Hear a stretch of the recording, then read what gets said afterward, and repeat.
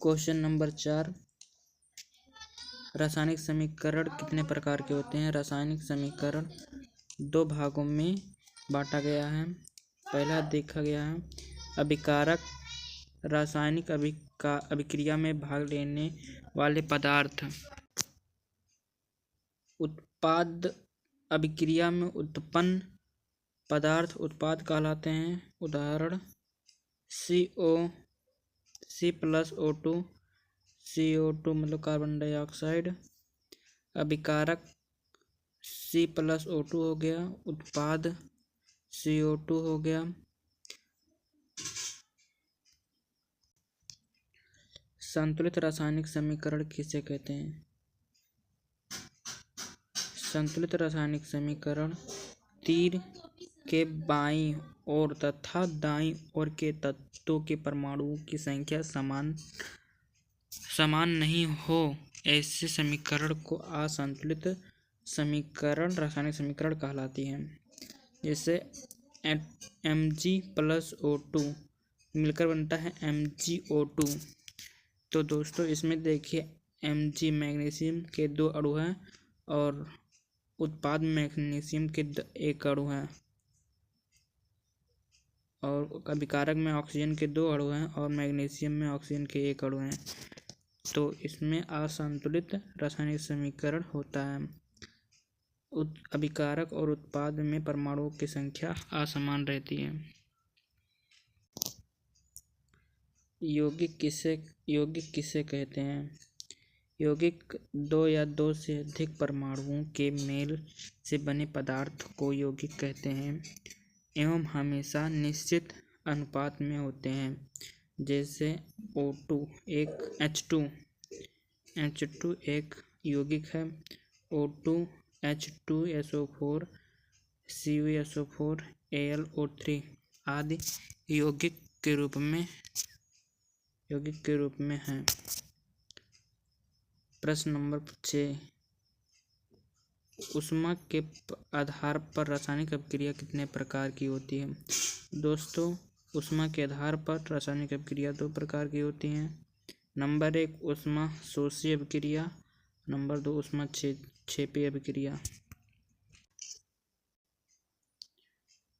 ऊष्मा शोषी अभिक्रिया की परिभाषा एवं उदाहरण सहित दीजिए, समझाइए।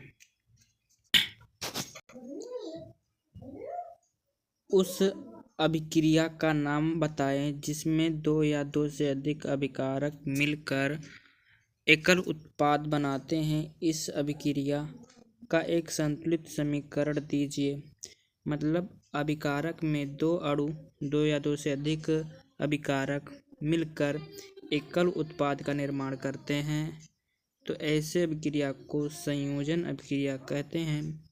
उदाहरण के लिए कार्बन प्लस ऑक्सीजन से मिलकर कार्बन डाइऑक्साइड का निर्माण होता है।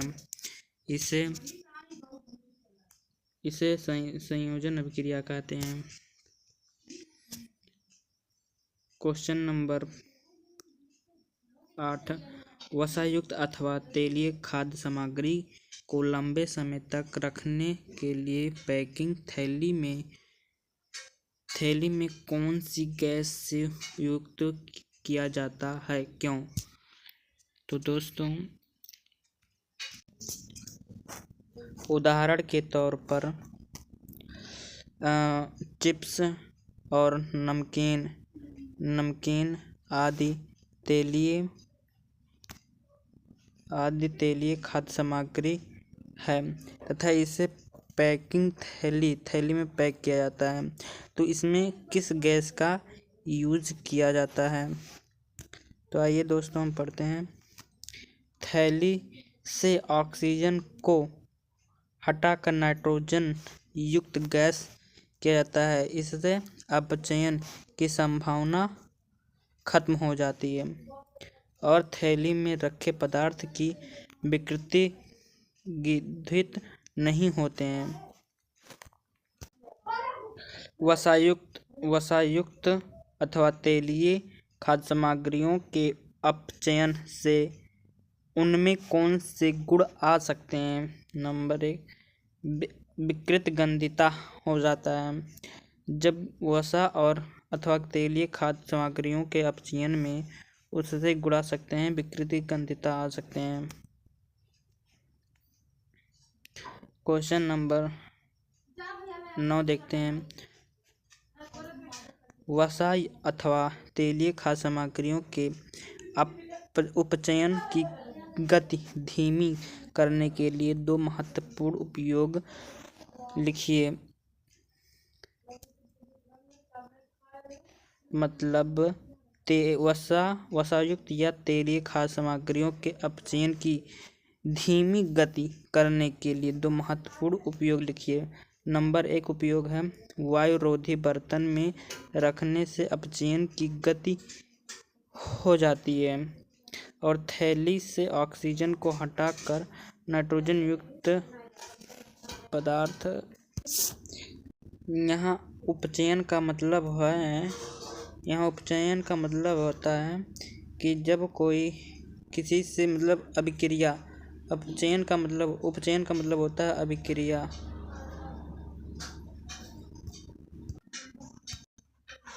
अपचयन अभिक्रिया वियोजन अभिक्रिया के भांति होती है। वियोजन अभिक्रिया जैसे कार्बन डाइऑक्साइड से टूटता है, कार्बन प्लस O2 बनता है, तो इसे एक वियोजन अभिक्रिया कहते हैं। वियोजन का मतलब एक पदार्थ से अनेक पदार्थ बनना वियोजन अभिक्रिया कहलाता है। उस अभिक्रिया का नाम लिखिए जिसमें अभिकारकों के बीच आयनों का आदान प्रदान होता है। इस अभिक्रिया को द्विविस्थापन अभिक्रिया कहते हैं। मतलब ये अभिक्रिया का नाम जिसमें अभिकारकों के बीच आयनों का आदान प्रदान होता है, इस अभिक्रिया को द्विविस्थापन अभिक्रिया कहते हैं। रासायनिक अभिक्रिया किसे कहते हैं? बहुत सिंपल क्वेश्चन है ये। रासायनिक अभिक्रिया ये अभिक्रियाएं जिनमें नए गुणों वाले पदार्थों का निर्माण होता है रासायनिक अभिक्रिया कहलाती है। जैसे दूध से दही बनना, लोहे पर जंग लगना आदि रासायनिक अभिक्रिया कहलाती है। रासायनिक समीकरण किसे कहते हैं? रासायनिक समीकरण जब किसी रासायनिक अभिक्रिया को संकेतों अथवा सूत्रों के माध्यम से व्यक्त किया जाता है तो इसे रासायनिक समीकरण कहते हैं। जैसे H+O से मिलकर H2 मतलब जल का निर्माण होता है, तो इसे रासायनिक समीकरण कहते हैं।